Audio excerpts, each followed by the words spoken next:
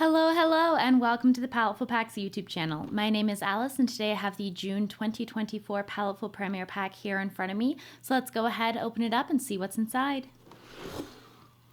Oh, fun! Oh, this looks like a fun box. Okay, so this is a mixed media box, and the first thing I see in here are these Marabou art sprays. I have used one of these before and I loved it. I used the entire bottle, so I'm super excited to have some more of these. There's going to be red, yellow, and green, so we have a few fun colors.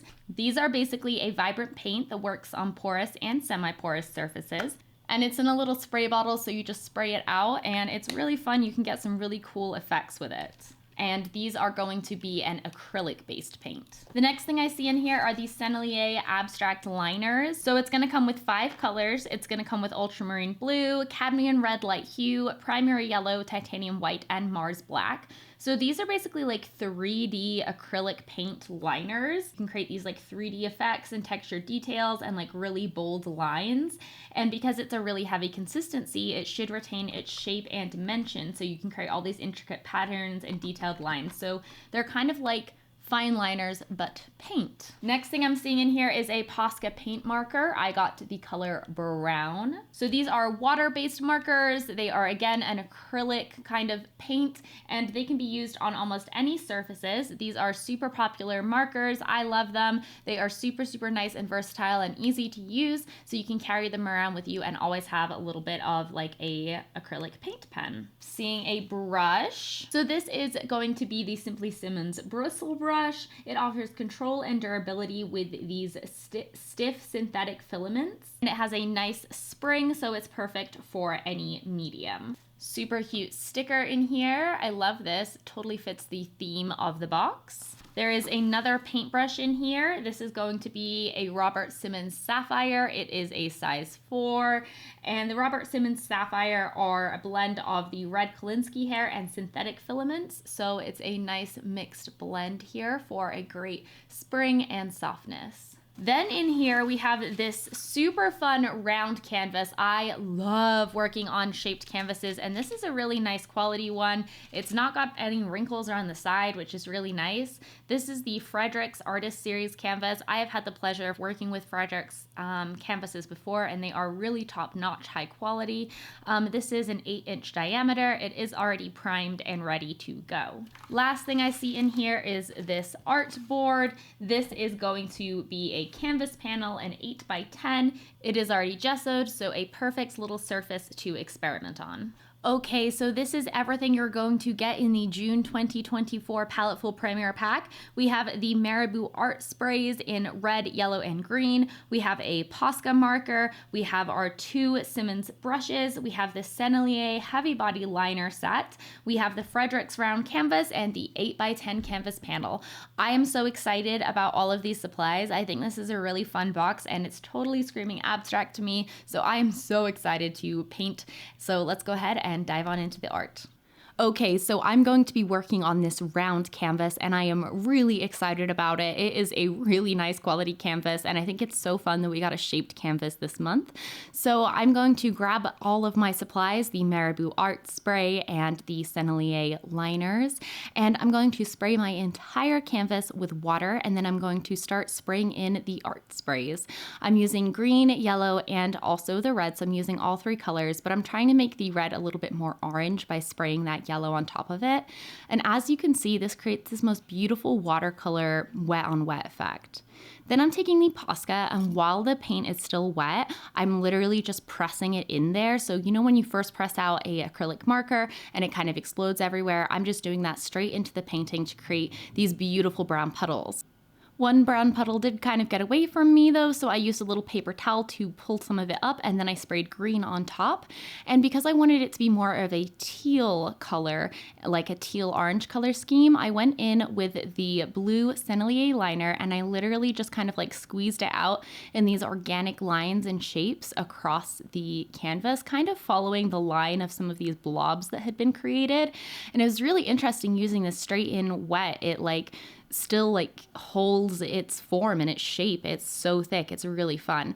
But I went around the edges and blended it out with the smaller brush, just kind of blending that in and making more of a teal color to kind of blend into that watercolor-esque background. So I'm really working very heavy wet on wet right now. I'm creating a lot of different puddles, a lot of different kind of color bleeds, because I really want to create this organic, almost poured, wet on wet watercolor look for the base.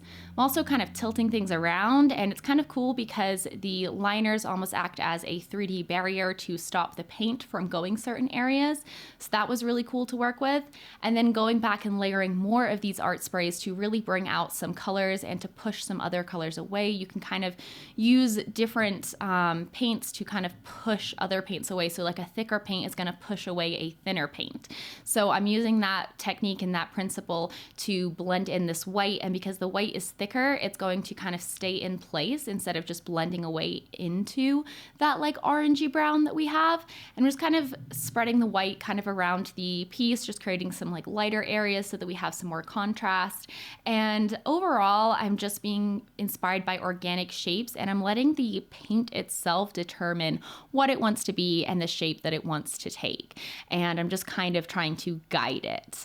I didn't like how harsh this blue line was, so I kind of smudged it out and dragged it around. And then I wanted to create some more contrast in the corner, so I went in with white. And for this, I really just kind of pressed it out, and I kept a lot of the 3D texture, and it looks so cool. So you can really kind of control and adjust the 3D texture with these. The more water you add, the more like regular acrylics they become, and the less water you add, the more they are very, very thick acrylics. So I let that dry, and then I set up a palette because I want to do some painting on this. And so I wanted to use them with a brush versus just using them straight out of the tube, so I could kind of mix things a little bit better. So I'm mixing up a kind of lighter, more teal aqua color. It's not as bright as I would like, but that's just due to the nature of color mixing. And I want to create more contrast, so I'm using a lighter color and going in and adding that to the darker areas, kind of outlining some of these blobs that have been created through the wet on wet process that we did earlier, and adding in some little details, some little spots and things like that. And then I'm starting to slowly change the color, adding a little bit more of darkness to it, just so that it's not all the same color. I want to add variation to it, and then going in with some yellow and pulling in some bright yellow in this corner, because I really, again, contrast is very important. I'm using that larger dry brush, the larger bristle brush, and I'm using it dry to kind of scumble out the edges. And that's a really good way to kind of blend onto dry, like wet onto dry, is to just use a dry brush and kind of gently tap the edges. I'm also using a wet on wet technique here to create more of a glazing effect. So I'm really using these paints in a lot of different ways. I'm using them thick and I'm using them thin. And by doing that, I was able to create a lot of different layers and kind of texture. And it was really fun to play around with these paints because they are so versatile. I kind of did the same technique as I did up in the orange area down in the corner, and then blending it out with the bristle brush and kind of letting it flow across the page, trying to create more movement for the eye and kind of a line for the eye to follow. And then I'm dropping in some green into this wet area because we're creating more of these like wet on wet areas on top of the wet on wet area. And then doing some splattering because I love a good splatter. I think it adds some like really fun texture. And I slowly increased the thickness of the paint as I was doing the splattering. So some of the dots are like thicker than others and more textured than others. So it almost has a spackle-like texture. Going in with that large bristle brush to create some nice texture with some white and some green, just kind of blending things out and adding in a little bit more detail. Then I'm going to go ahead and add in a painting on top. So I really felt like I wanted to add a moth to this. I thought it would be super pretty. So I sketched out my moth in my Posca pen, which was perfect for a little sketch, so that I could kind of see what I was doing and where I was going. And then I went in with the paints. Oh, and one of the reasons I really like Posca pen, by the way, is because you can kind of use water while it's still a little damp and smudge smudge it out and get rid of it. So when you are making mistakes like how I did there, you can just smudge them away. But yeah, now I'm going in with the paint and using some brown tones, which I made by mixing together all three of the primaries in varying amounts and adding in a little bit of white also to lighten things up. So I'm basically just laying down the base shapes and the colors and getting all of the kind of like basic patterning where things are going to be, just establishing those shapes and those colors before I go in with the details. So I'm just kind of filling in, almost like fill in the, paint by number at this point, because I sketched out all of the little like areas that I had to fill in with different colors. So I'm just going around and filling those in and just kind of mixing up those colors. It's this like red, orange, brown moth, which I thought really matched the background. You can kind of see the reference over there. And so it really worked well because you can make brown really easily when you have the primary colors. So I'm going in with some lighter tones now to pull in where those bright areas are. And as you can see, everything is still really kind of like sketchy and mushy. So we're going to go in and build up the detail. So we're going to start by adding in a little bit more shading and some of those darker details. So cleaning up those little edges now, adding in those really dark darks, and then going in with the very edge of that flat brush and creating a nice skinny line.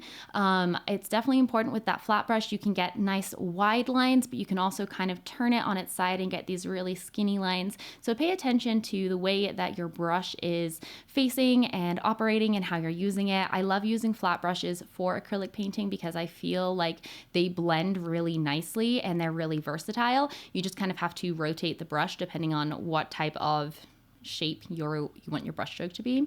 So I'm building up the shading now a little bit more and adding in some more of that brighter orange because the wings were looking a little too brown and dull, adding in some shading, but I'm not really doing all of the fine details yet. So it's kind of like we've gone from really broad to more of a medium detail, adding in this basic shading. And then as we build up on top of that, we'll start adding in more of that fine detail. So you just kind of want to break things down into those three steps, like the broad detail, like the broad step of like laying everything out, the kind of medium shading step, and then what I'm doing right now, which is this kind of final detail step where I'm adding in all of these little lines and just kind of making, putting in the little veins and things like that, making sure that it's shaded where it should be, adding in little pops of highlights.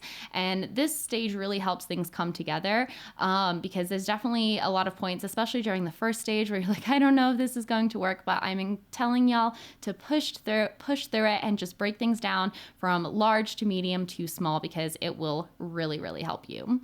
I'm doing a lot of wet in wet blending, so I'm just putting the color right back on top of the previous color and blending it straight in.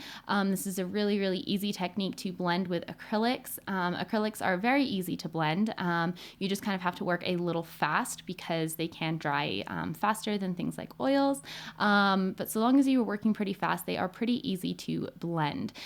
These paints especially were so nice to work with, especially being able to water them down and use them as regular acrylics, but then also build up to get that texture was very, very fun to work with and makes me feel that these are very versatile, especially because they're in these smaller tubes. I could see myself bringing these on a trip or something like that so that I have acrylic paints that I can use both thick and for like painting, but also they are small and would probably not take up a lot of space in my art bag. So definitely an exciting supply to have received this month.